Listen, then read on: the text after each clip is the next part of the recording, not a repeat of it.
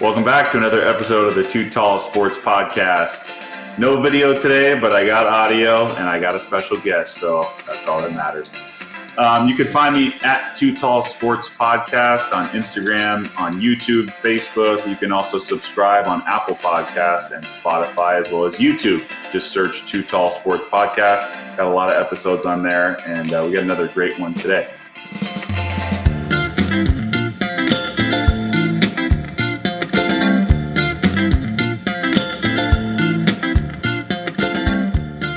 So I want to bring on my buddy. I played college baseball with him at Long Beach State. My buddy Dave. How you doing, Dave? It's another beautiful day, man. Another beautiful day. Happy to be here. I'm excited for you in this podcast and to share some interesting takes on a few of these items. That's why I got you here, man. Awesome. So we're going to go through Dave's from Seattle. So, of course, I got to get his perspective on all things Seattle sports. I want to talk to him about especially the mid-'90s Supersonics and the Mariners, both great teams during that era. And I also want to get into a couple of his favorite debates, the status of Derek Jeter among the baseball fans and where he ranks among other shortstops. Dave's not a huge fan of him, but I'll see if I can convince him that Jeter's the best. And then we're going to get into Jim Harbaugh and kind of his last few years at Michigan and his whole career and why people are, in Dave's opinion, too harsh on Jim Harbaugh. So, but with that, let's start with where you're from and kind of how sports came into your world in Seattle. Yeah, man. Born and raised in Seattle, Queen Anne, for those of you who don't know, right up the hill from the Space Needle. So growing up in downtown Seattle for a bit and then moved south when my parents decided to move out of the city. During my childhood, always involved in sports, man. Always had a ball in my hand. Always wanted to play basketball or baseball. Not so much football growing up, but those two sports mainly really kept me active, really kept me busy. And I was really fortunate to grow up in that area during, the mid-'90s, when I was probably 8, 9 to probably 12, 13, when there was a lot of excitement there with Seattle sports. Yes, I know they didn't win any championships, and that's all anybody seems to care about. But for me as a kid, having a generational talent and an icon like Ken Griffey Jr. With his persona, his playing style, everything that he brought to the field and off the field. I know I wasn't alone in idolizing Ken Griffey Jr. I mean, it seems like everybody I run into across different channels throughout my baseball career, everybody loved Ken Griffey Jr. Really hard guy not to like. The Sonics teams of the mid-'90s were incredible to watch and go to those games. I know people say that, the Sonics left because of the Key Arena situation and fans weren't coming up. And let me tell you, between the Key Arena and the Kingdome back in those days, it was rocking. It was loud. It was a great atmosphere. And we got to see a lot of really good players come through Seattle and kind of make their career in Seattle. So it was a really, really fun time. No championships, like I said, but, the players themselves, what they did for Seattle sports was incredible. So when I've been watching The Last Dance, of course, the big documentary about the Bulls, yes. And the last couple episodes featured the Sonics from 1996.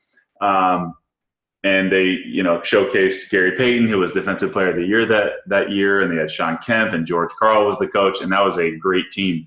Do you think that team gets as much credit as it should deserve? That's a great question. Back in those days, man, the Sonics during those years, probably like 94, 97, maybe even 98. I mean, they were really, really tough, but then, during that same time frame, that you had the Suns and you had the Blazers, if I remember correctly. But man, those guys, the Sonics had between the Rain Man, bringing all of his attitude and his power to the court and just watching him just embarrass people as he threw down on him. And then Gary Payton, might be one of the best trash talkers ever to step on a basketball court. Oh, for sure. Him and Jordan used to go at it. Oh, man. And that's so fun to watch because, Mike thrived on that, but so did Gary Payton, right? So you had a guy who was in Gary Payton who was going to be in your face all the time, do everything in his power to not let you get by him on the defensive side. And then you had Michael Jordan who was going to do everything in his power to get by you and score on anybody and anything in his way. So that was a really fun series to watch between those two guys. I think GP and Sean Kemp are the guys that get the most acclaim, as they should. But guys like Detlef Schrempf and Hersey Hawkins, Sam Perkins, Nate McMillan was on the bench. Nate McMillan, yeah, he was on the bench and then later went on to coach him for a bit. But I think we talked about it earlier, kind of in a little bit of prep and just kind of over some text. But Sean Kemp didn't seem like he was much involved in that documentary. No, they talked about Gary Payton the whole time. They barely talked about Sean. Yeah, and I don't know if it's because Sean couldn't be reached for comment or, just they decided to go a different route of production. But it's not like he was invisible. It's not like he didn't show up. I mean, the guy averaged, 23 and 10 during the 96 finals. So, and he being beat up by Rodman, who everybody salivates over how good defensively. And, I mean, he's an all-time rebounder. Defensively, he was great. But Sean Kemp in his own right at that time was something else. Disrespect dudes at the rim. Yeah. There's you get in his way, it's not a good idea. I almost feel like because I was that age, I think 9 at that time, and I don't think I realized it until now, but I almost feel like he started like the whole posterizing thing, and he maybe I'm off there, but like for me as a kid, like that's what I think about when I think of somebody getting put on a poster, because posters and pennants and all these different things were big when I was that age.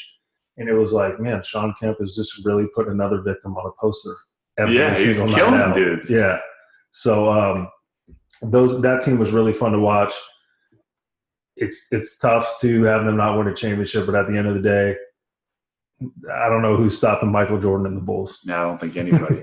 So that was the year at 96. I mean, they went 72 and 10, arguably the best team ever. So that was that year. Yeah. Okay. So I don't think anybody. And the Sonics kind of had them on the brink there a little bit, or they made us believe that they were there and almost towards the finish line, but obviously didn't cross it. But that series was probably the highlight of my childhood watching Seattle sports. The 95 Mariners were another one, but they didn't get as far. Right. That's what I wanted to get to next was excitement. Of course, Edgar Martinez, the famous, the double, right? Oh, and my then God. Griffey scores and they beat the Yankees, right, to go on to did they go to the World Series? I actually don't think that was for the World Series. I think it was like the ALDS. Okay. I think. Yeah. And so I think that's also what made it a little heartbreaking too. It's like, okay, we ran into the Yankees. Yeah. And at that time, they were a juggernaut. They were there in the World Series every single year. It seemed like, and that team was just stacked, man. And they were stupid good. You had the best player in baseball in Ken Griffey Jr.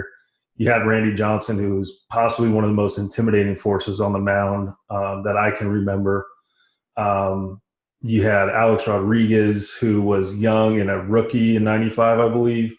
And he obviously did a lot of good things in Seattle and then did great things after he left. But, man, that team, I mean, just those three guys alone, you can talk about Jay Buhner, Joey Cora, Luis Soho, all those guys. But let's be honest, it's a star-driven, entertainment industry in a sense when it comes to sports. And those were the big names that the Mariners had. And we thought at that time that they were going to get over the hump. This was it. They had all that talent. This was the year. Mm-hmm. And the league was stacked at that time, too. There were some good AL teams during that time. There was good AL teams. And then, out east you have the Braves, who nobody can tell me why they didn't win more than one World Series. 14 straight division championships and one World Series. Good. Greg Maddux, John Smoltz, dude, Tom Glavine. My God. Yeah. I mean, that staff reminded me of like the 2000 – God, what was it? The The year they did the Moneyball thing, but forgot to mention that they had 2002. Yeah, they forgot to mention they had Mark Mulder and Barry Zito and Tim Hudson and Miguel Tejada and Jermaine. Like, that's my biggest pet peeve about Moneyball. Great movie, love the movie. Sure, but let's not forget, it's not like you lacked star power. No, like Tejada won the MVP that year, if I remember correctly. Yeah, he was a baller. Jermaine Nye was a baller. The pitching staff was disgusting. So let's, I hope people who don't follow baseball don't be like, oh man, look at how we built this team organically and we made all these special moves to get guys in the right places and we looked at no. They had the guys in place. I don't know if it was all organically, but I think the pitching staff for the most part was. And I think Zito won the Cy Young that year. Yeah. Like that was his best year he had ever had, that 2002 season. Yeah, he was gross. That curveball was disgusting. Yeah. That team was good. Yeah. But yeah, with the Mariners piece, man, it was a tough go for them to go down like that, especially after that game. But I think when you live in Seattle, you get, I don't know if you get used to it because they didn't get there a lot with the talent they had. But again, the context being, yeah, they were great, but there was teams out there that were just as good or better than they were. So it made it difficult for them. There wasn't like it's not like there was a weak link in any league. It was like, hey, this is the top of the mountain. You got to get up there and conquer it. And they fell short. And then you guys got teased again in 2001 when the Mariners had the best record. Ichiro is now there. Randy Johnson's gone and ends up winning the World Series with the Diamondbacks, of course, that year. But you framed the 2001 Mariners as the biggest frauds of all time. They are the biggest frauds in sports history, in my opinion. Just fraudulent from the get-go, man. I mean, you look at that roster and you're scratching your head at who's playing shortstop and who's playing left field and who's playing first base. Dude, I as an avid Mariners fan and as an ex-pitcher, I can name some of the pitchers, but just the guys on the team. Mark McElmore, I think, was on the team. Brett Boone, these steroids. That guy got huge. Yeah. But, like on the staff, you had Freddie Garcia was good. Jamie Moyer was doing his thing. He could pitch. I think Joel Pinheiro was pretty good. They had a sound and solid pen. So, that part of it was pretty good, but not anything like you see now, like where I think you really need like 3 solid starting pitchers to get a World Series win or a really strong bullpen. They just didn't have like anything that was like sexy. Yeah. They were just kind of like blah. Yeah. And I mean, Ichiro, one of the more underappreciated baseball players, I think, in our time, because he played in Seattle, because he spent his first 10 years playing in Japan. Yeah. So he didn't even get the whole Ichiro. Yeah. So we got him later on, and he still was like an MVP, rookie of the year. Like, the guy's incredible. We talk about all these great hitters in baseball. His name never gets brought up, which I guess is fine because it wasn't entertaining per se. Like, it wasn't sexy. Like, he hit a lot of singles. He went with the pitch. He put the ball in the gap, and there wasn't a lot of home runs, and he hit leadoff. And again, as big as Seattle is, it's Seattle. It's not New York. It's not Boston. It's not Chicago. It's not LA. So you kind of get forgotten about, I think, out in the Pacific Northwest a little bit. And I think that's part of it. But he was huge in the city of Seattle, obviously being Japanese. He was huge in Japan. There's a huge Japanese influence in Seattle. So I think that really helped the transition with him too. And he had to come after Griffey too, like as the star of the show, and he filled in right away. And that was tough. Everybody was a little bitter that he left to go to Cincinnati. But Ichiro provided a little bit of excitement. I think initially we didn't know a ton about Ichiro like we do now about foreign players. We know a lot more about them, right? Like Matsuzaka. Right? Oh, yeah. Like, remember when he signed with I mean, you remember when Daisuke signed with the Red Sox, right? Yeah. I mean, it was like everybody knew about this guy. It was like when Ichiro signed, it was like, okay, here's this like 30-year-old coming over, however old he was, right? Right. He's going to come try and do this in the big leagues. And sure he had his doubters, and I can assure you, he proved every single one of them wrong. But he was incredible to watch. I mean, his arm. Oh, yeah. And how about, I was just going to say defensively. I mean, he's throwing guys out from right field to third on a line. That famous clip of like Terrence Long, right, where he's just like, okay, let me go get this ball and then just cannon it in, get the guy at third base. I mean, that was incredible. Yeah. And just watching him too, if you appreciate baseball and you play it, seeing what he's able to do with his bat control, seeing what he's able to do with his hands, and consistently barrel up balls and basically put them where he wanted to, and then really do a good job of going with the pitch was, it was fascinating. Oh, totally. And that team ran into, I believe, the Yankees in 2001. Who knocked them out. Yeah, for me, I guess I'm a little pessimistic when it comes to things. When it came to that season, I didn't believe in them whatsoever. As I told you, I think they were a big fraud. Yeah. Somehow they won 116 games. Right. Baseball, there's so many different things and that can happen throughout the course of a game, throughout the course of a season. I just feel like it all kind of fell into their lap, and they took advantage of it, I guess, and they ended up winning 116 games. But there wasn't one part of me that thought, hey, guys, they're going to win it this year. Right. Not one iota. I just didn't think they were that good. That team didn't compare to the mid-'90s Mariners team anyway. No. So you're like, how is this team even in this position right now? Yeah, it was – I didn't compare the two at all. Yeah. I mean, outside of star power, again, just kind of skimming through the lineup, you're just kind of like, dude, this guy, he was on the team? Yeah. Kind of – and so, yeah, it was a weird year. It was a weird year. But, yeah, man, they won 116 games. Cool. I can tell you that banner's up in Safeco Field every time I go. Yeah. Record 116 wins. I'm like, yeah, all for naught, And they never got back to anything close to that. They haven't made the postseason since then. Yeah. So we are in 2020. Yeah. For you math majors out there, I think we're going on 20 years. Yeah. They haven't been to the postseason. And it's in my opinion, a lot of mismanagement. A lot of wrong people making wrong decisions. I always felt during those years where Felix was really in his prime, like 2012, 13, 14. They didn't surround him with enough.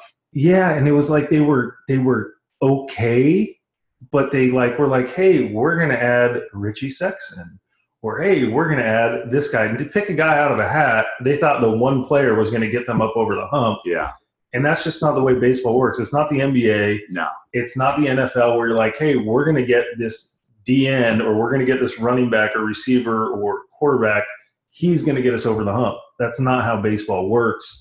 So just kind of hovering around mediocrity is what they were doing. And I was so saddened because we talk about in Seattle, we talk about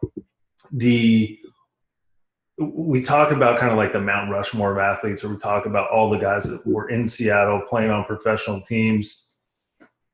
And Felix rarely gets brought up because there was no postseason. There was no hope, excitement.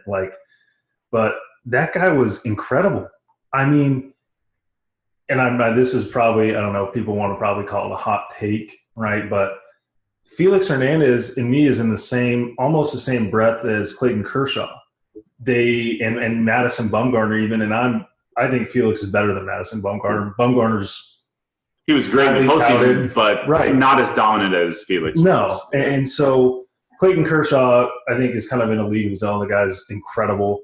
But the thing that they all three have in common is they were hurling out 200-plus innings after their first season, maybe even some of them in their first season. So when they all came into the league at 19, you can only run so long, man. You only got so many bullets in that arm. And I think that's what's sad for me is that he never gets talked about enough, I don't think, in Seattle sports because the lack of team success. Yeah. And then he also, with the last few years of his career, it's been not very good, right? And so I think that's hurting his not my personal feelings on the guy or his success, but I think media, writers, etc. It's kind of like, okay, he fell off a cliff. He's not going to get in the Hall of Fame. And I'm like, dude, guy dominated the league for 10 years. How much longer do you need to dominate the league to be considered for the Hall of Fame, right? Yeah. He's not going to have the wins, obviously. No, he's not going to. But his ERA was spectacular. His strikeouts and everything. Like, he was a dominant pitcher for a long time. And what helped us Seattle fans is he loved being in Seattle. Like, he legitimately loved being there, which was fun to see, right? When you're surrounded by imbeciles running your organization and not doing anything to get you to where you need to be as a franchise. But, he supported the city. We supported him in turn. So those, he doesn't get talked about enough, I don't think. But the fraudulent 2001 Mariners I don't even acknowledge it. They were there. Like, it's a number in a book for me. And they're about to run into a guy, Derek Jeter, number 2. And we'll come back on the other side and address that and see what Dave's thoughts are about his least favorite overrated shortstop. We'll be back. Fair enough.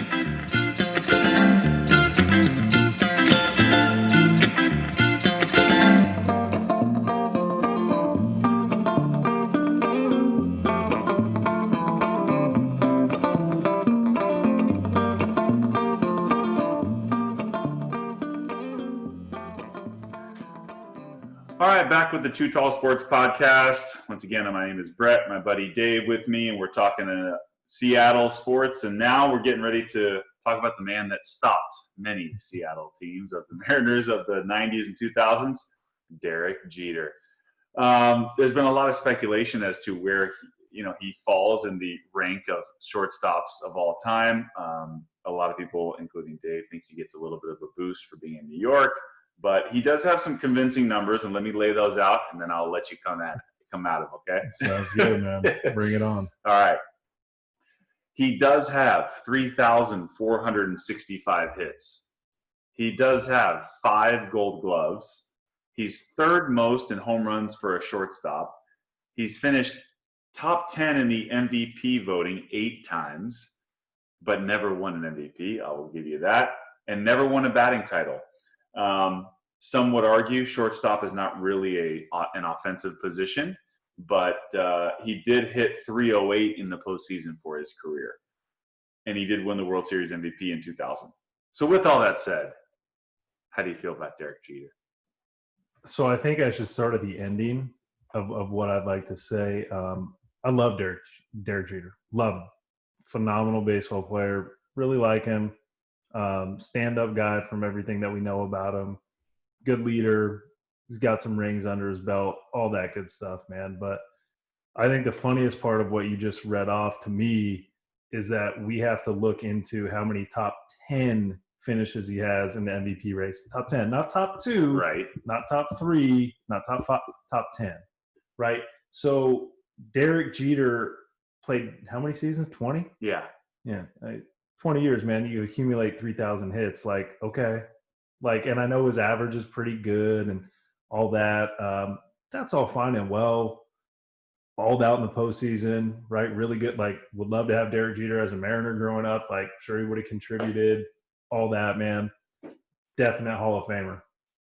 I think it peeves me a little bit more that he got more votes on his first Hall of Fame ballot than Ken Griffey Jr. And if we're really comparing the two players, like, it's not close. Even though you're from Seattle, I'll totally agree with you. Not a home bias. That's for sure a no-brainer that Griffey should have been a first ballot unanimous decision. Yeah, man. And I think that stings a little bit more too with this whole Jeter thing. But let's remember Derek Jeter, we want to talk about all-around game. And I think that's part of the controversy too, is like we hone in on one side of it. Like, hey, let's talk about defense. Hey, let's talk about offense, this, that, and the other. Like, dude, the guy was okay at shortstop. Like, 5 Gold Gloves, though? Yeah, 5 Gold Gloves. When were those? After Alex Rodriguez joined the Yankees, after Garcia Parra left the Red Sox and went to the Cubs, I think. Still got to field the balls that are hit to you. Sure, but it also matters if you can't get to a lot of them. True. Which he can't. He wasn't a great defensive shortstop. And I think the Gold Glove thing you think it's just based on reputation? I think reputation. I think popularity. I think a lot of things. Jimmy Rollins won the Gold Glove in 2008, I think it was. And there was a guy. Maybe I'm a little biased here, but I mean, I think if you go look at all the numbers that that people look at now with all the analytic information that we have, Troy Tulowitzki was leaps and bounds better than him in every single defensive category. But because he played in Colorado and the Phillies won the World Series that year, and I think Rollins balled out that year too. So not to take that away from him, but I just wish that the Gold Glove should be awarded to the best defensive player at that position, not, based on team success, not based on location, geography. Derek Jeter wasn't a very good shortstop. Like, he was okay. Yeah. He was really okay, man. You definitely can make that argument. He did have the jump throw, which is kind of cool, but how unathletic did that look? Like, it kind of looked unathletic. And this hurts because I know he was like supposed to go to University of Michigan, big University of Michigan guy, but we'll get there. I just got to try and be honest, man. Like, sure. And I just don't think he was that good. Look, he did win Rookie of the Year in 95 when he came up, right? No reputation, nothing. Sure. So he earned that at least. Yeah, I think no. I think he earned everything that he got throughout his career. Like I said, really good player. But I just hate the arguments that I've heard so many people, friends, baseball family, all these people. Derek Jeter was the best shortstop that ever played the game. And it's like, dude, are you outside your mind right now? Like, I don't know. Did you guys see Alex Rodriguez playing Seattle and Texas, pre-steroids, post-steroids? It doesn't really matter. Like, he was leaps and bounds better. And then people say, well, how come he didn't play shortstop for the Yankees? I don't know, man. You had the captain there. You think Jeter's going to give up his spot to A-Rod and look foolish? No, that's not happening. Not in a million years. So Alex Rodriguez was the best shortstop I've ever seen play in my entire life, all around. I mean, the guy mashed, played defense pretty well. He has a couple Gold Gloves, but again, I'm not going to harp on the Gold Gloves too much because I think it's a little skewed when it gets to that. When you want to get into Gold Gloves, though, and I had a couple names at least to throw at you. Cal Ripken had a great career, actually won 2 MVPs. Derek Jeter never won an MVP. Right. And Ozzie Smith, 13 Gold Gloves. And Omar Vizquel, who I consider the best shortstop I've ever seen, had 11 Gold Gloves. So way more than Jeter had. Yeah. And they were far superior defenders. Don't get me wrong. With the Wizard and then Omar Vizquel. I mean, those guys were smooth and just incredible when it came to the defensive side of the ball. Omar got better as his years went on as a hitter, but earlier, man, he was like swinging a wet noodle. So he's kind of whatever when it comes to that. Hall of Fame worthy. It's hard because I feel like his career is so one-sided. I did look up his numbers, and he did hit a career 272. Whether that was more later than earlier, either way, he played a long time and was damn good at short. Yeah. Well, I think damn good at short's an understatement. Okay, I mean, I really do when it comes to him. But on the offensive side of the ball, like Jeter's 3,000 hits or whatever you mentioned too. Like, you play 20 years, you're gonna get better at things, and you're gonna accumulate more hits or more appearances or more strikeouts and all those things. I think if you look at the rates and, as each season goes or whatnot, you maybe get a better perspective on it. And then, Ozzie Smith, the guy's named the Wizard for a reason, right? Like, let's not confuse that.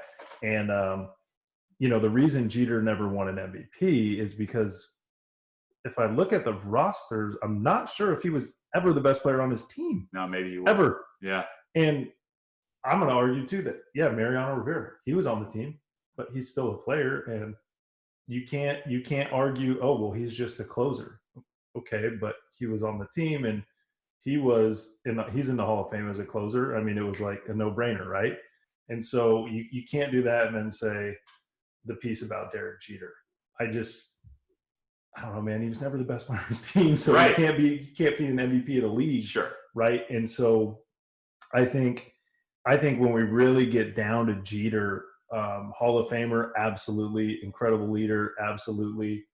At the end of the day, man, if Derek Jeter played in Arizona or Anaheim or Minnesota his whole career, would he be Derek Jeter that we know? No chance. Like, he's a good player, Hall of Famer. Should say great, because you got to be great to be in the Hall of Fame. But let's be honest, man, playing in New York is playing in New York, right? That's why we always talk about playing at Madison Square Garden. How long are we going to let that thing live, by the way? Madison Square Garden, the Knicks haven't been good in God knows how long. No, but it's still the mecca of basketball. even with a bad team that plays there. Sure. I think it's more the allure and the tradition and all that, kind of similar to the Yankees, but it's like, man, when are we going to let that go? I don't know. It's New York, man. You have more people, and I don't want to say East Coast bias. The media is largely on the East Coast. Of course. And so I don't want to say East Coast bias, but it's kind of like, dude, if he was playing in Texas, like, would he be as good as people say he is? Or, if you played in Boston, probably still, because the tradition is so rich. If you played with the Cubs, yeah, maybe too. But majority of the league, man, Derek Jeter's not who he is or who we make him out to be, in my opinion. He's just not. Like, I don't know what else to tell you. And if you can't look at those things and those pieces and take that information, I can't help you. Like I just can't. So I hear you. I mean, look, the numbers do speak of themselves. He did play for a long time, but was he ever the best player in the league? No, never. Not even close. Yeah, not even close. So. You guys will have to let us know what you think, whether Derek Jeter deserves more or less praise. So. For all of those people who say more, please do not ever try and contact me and have a conversation about this, because I just won't. I won't have it. I just won't. He ain't having it. All right, we're going to come back and talk about another one of Dave's favorite people, Jim Harbaugh, and see if he's deserving of all the criticism that he's gotten since he's been at Michigan. So we'll talk about that next on the other side.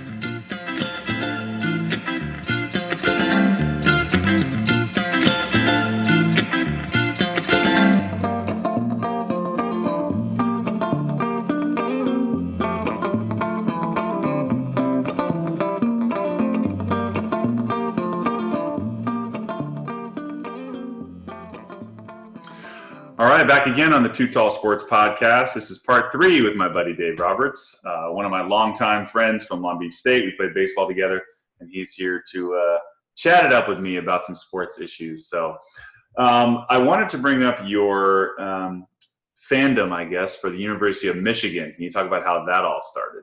Yeah, man, absolutely. My allegiances are all kind of spread out, man. Growing up in Seattle and just, the Seattle teams, the New York teams, I'm sure we'll get to at some point down the road. I don't want another one of these episodes. But my Michigan fandom is related to my family.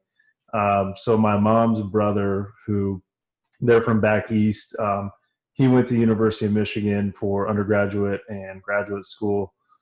So as a kid, we'd take family vacations out to Jersey and New York to go see that side of the family.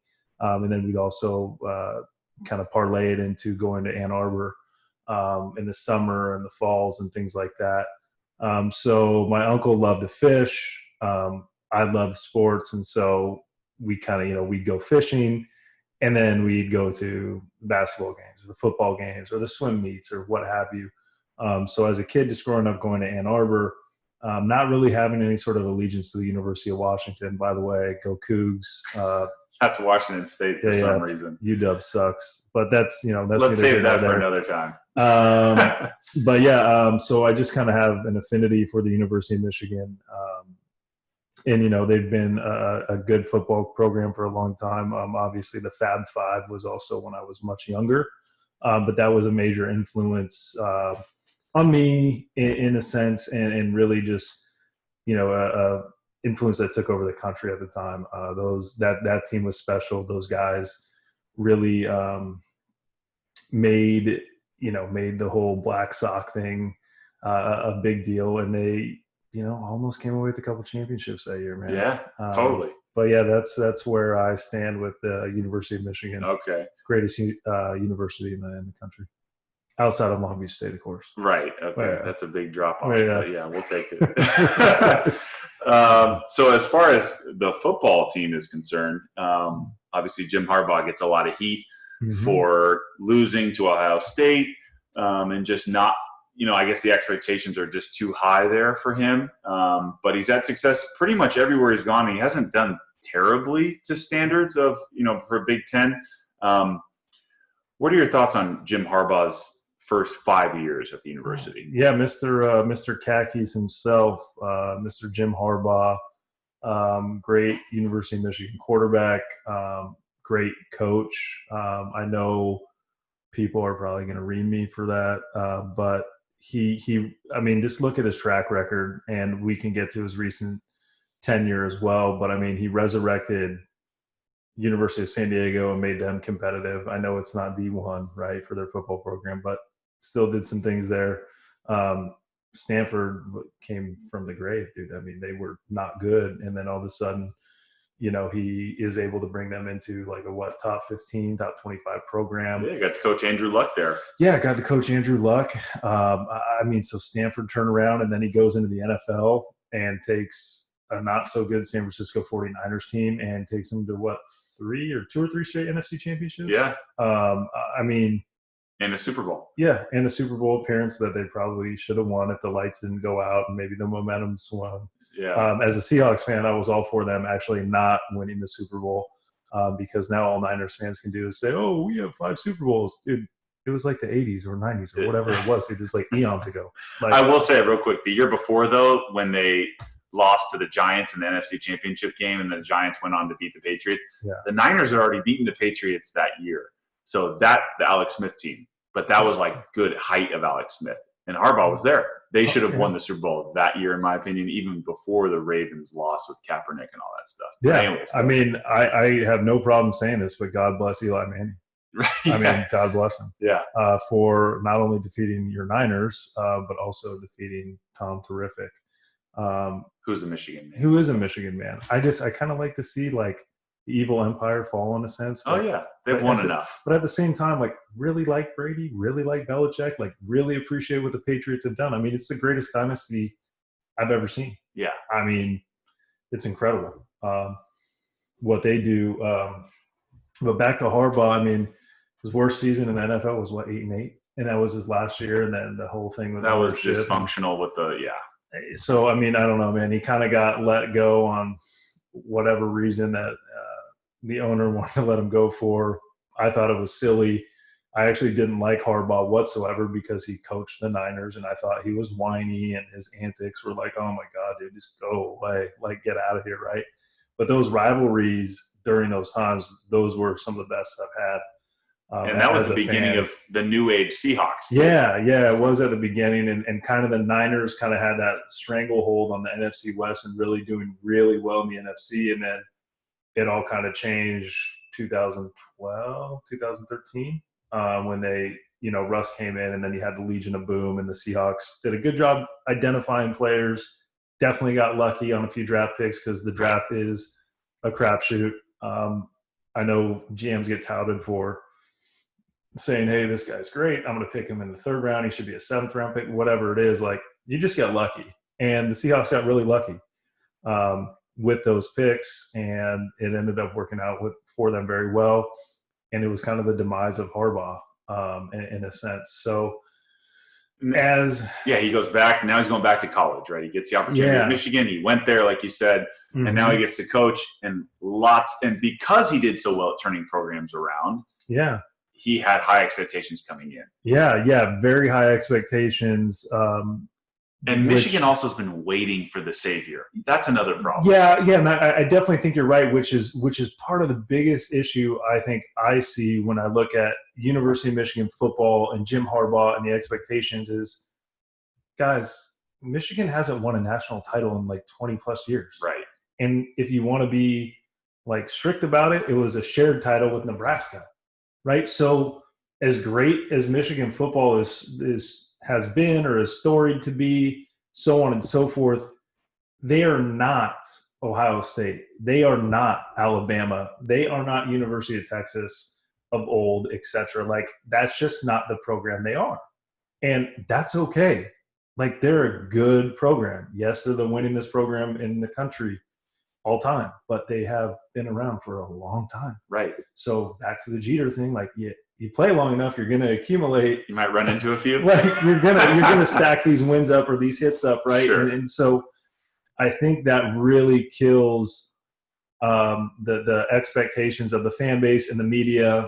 I think Jim's personality, especially when he came in and he was like subtweeting people and like had these little like subtle jabs at like other college coaches on Twitter. Like it just created like this firestorm of like mass energy towards Harbaugh and like how people wanted him to fail, or, oh man, Harbaugh better come out and go undefeated, right? Like the expectations to me have always been crazy at Michigan, and it's something I've never really understood.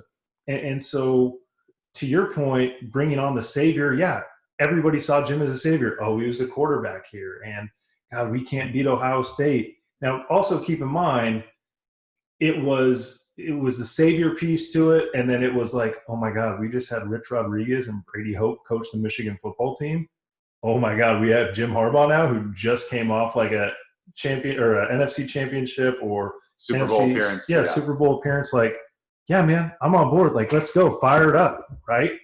And so for me, I think a lot of those things kind of came together into one and started this massive like media frenzy for people to jump on and say, okay, man, he's on the hot seat. He's got to perform this, that, and the other. And I'll tell you what, man, Jim Harbaugh came in his first season, took a 5-7 Michigan team with a transfer QB from Iowa, who, as we all know, is not known for QBs. He didn't bring over 3 offensive linemen. He brought over a quarterback in Jake Rudock. And you know what? Jake Rudock was pretty decent at Iowa. He looked a lot better at Michigan because of players around him, I think, are just more talented there at that time. And that kind of leads into Jim Harbaugh, right, being the quarterback whisperer that he's been anointed by some. Harbaugh comes in and we're expecting all these great things. And he had Andrew Luck. And so everybody's like, oh, he's the quarterback whisperer. And I'm like, okay, let's take a step back. Andrew Luck's dad played in the NFL. Like he was already a can't miss. Andrew Luck has been told or has been said to be like the best prospect since Peyton Manning when it comes to quarterbacks. Like the guy took a Colts team that was abysmal. They had the first pick. So they were the worst team in the NFL, and I'm 99% sure they went to the playoffs his first year. Yeah. That's pretty impressive. So now I don't know what kind of star recruit Andrew Luck was or what have you, but it's not like he took like me, put me on the quarterback field, and they're like, hey, man, you're going to be my quarterback. So I don't know, like – so you're saying he's not a QB whisperer? I don't know. I don't know what he is. I don't know if he is a quarterback whisperer a lot. I mean, he's the only QB that's been really good for Jim Harbaugh has been Andrew Luck. Right. Well, you could argue he turned Alex Smith around and Colin Kaepernick into something. I can, but then I also look at Greg Roman, who was Lamar the OC, and they both made Colin Kaepernick like an asset. The guy was a weapon. I don't care what your take is on Colin Kaepernick. I don't care one way or the other what you believe in. I don't think Colin Kaepernick was ever very accurate. No. He had a cannon, but my God, he sailed a lot of balls. Yeah. But he was a weapon. Yeah. It was very hard to stop him. I mean, dude, can you think of another quarterback in this era that ran like, what was it, like 73 yards for a touchdown on like an option, like before that whole cap thing happened? Yeah. And now you got guys like Lamar Jackson who can do that with ease. But yeah, Greg Roman seems to be kind of like the key ingredient everywhere there, right? Like Alex Smith is mobile. So not mobile like Cap, not mobile like Lamar Jackson, right? But like Lamar Jackson is a great NFL player, but I think he's in the perfect scheme for him. And I think Cap was in the perfect scheme for him. So then how come – well, maybe so. I guess, are we expecting too much from Harbaugh to develop quarterbacks? Because that's the issue that it's been. How come he can't get a quarterback in Michigan? Yeah, and I don't know if I disagree with that really, because I don't know. And as far as the pure dominance that Ohio State has had over Michigan, it is nothing new if you want to wake up and see actually what's happened over the last 2 decades. Right. Like I told you, there's been 3 wins. One of those wins was Brady Hoke, and people always bring that up. Like, well, Brady Hoke beat Ohio State. Dude, Luke Fickell was the coach at Ohio State, interim coach. Like, miss me with that. All right, just move on. I don't want to hear it. I wanted to see, last question on Harbaugh. What do you think the future of him is at Michigan? Do you think he stays long term, or do you think he leaves again soon? It's that's up in the air. I mean, the problem is I think University of Michigan is getting a lot of pressure from the media, from the fans, I'm sure from the boosters, things like that. If he loses Ohio State again, that's going to be 6 in a row. But I don't care. I know, but people, that's what, unfortunately, It's your rival. Yeah. You got to compete at some point. Yeah, and I think that's a better word. Compete. Okay. I think that's a much better word. Like, I shouldn't say I don't care. Yes, I would love to just slap the brakes off of Ohio State. I really would, man. I went to the game last year, and we watched the game, and they were close, and then Shea fumbles a snap at like the 12-yard line. The momentum shifts, and then Michigan jumps off sides on like a 4th down, and Ohio State gets a 1st down. It's just like there's a few plays that it's like, dude, if you guys just execute, they're going to be in this game. And I think that's a really good word, though, compete. Because when we watch those games as fans, and I see everybody on Twitter tweeting about this, that, and the other, and I talk to my friends, it almost looks like they're not prepared. It's almost like they don't care about that game until the day before. Like, you know what Ohio State's going to do, and yet your defensive scheme stays the same. Your offensive scheme stays the same. Right. Like, adapt. Like, every great coach, every great player, every great athlete in any sport, when you have to make an adjustment, those are the people that separate themselves, right? Like, when we were on the mound and like something wasn't right, or we couldn't get an arm side away fastball, like, okay, we have to make an adjustment. If I can't make this adjustment and go away right now, guess what? I'm not getting out of this inning live. Right. So it's no different than seeing these guys boat race you every single year and put up 60 points. Like, do something. Like, make the adjustment. Get more prepared. Figure out something else, because what you're doing is not working. To your point, you are not competing with Ohio State. You're showing up, and they're showing you who's the superior university, program, team. And it's just maddening, because it's not like Michigan has recruited well since Jim Harbaugh's been there. I think on average, like a top 8-9 class. Like, it's pretty good. The problem is Ohio State has been like 1 and 2. Right. And it's like, oh, Michigan got another top 200 player. That's great. Ohio State has got another top 50. Like, I know stars don't matter, but those are only the people and the programs that aren't recruiting at those levels that say that. It's kind of like being in the SEC against Saban all these years. Yes. You know, like, what do you do against that? Exactly. So I think that is such a good point, because Nick Saban is probably the second best dynasty I've ever seen in my life, right? Outside of the Patriots, you have Nick Saban at Alabama. They're incredible. It's a juggernaut. It does not stop moving. Get off the train tracks. Yeah.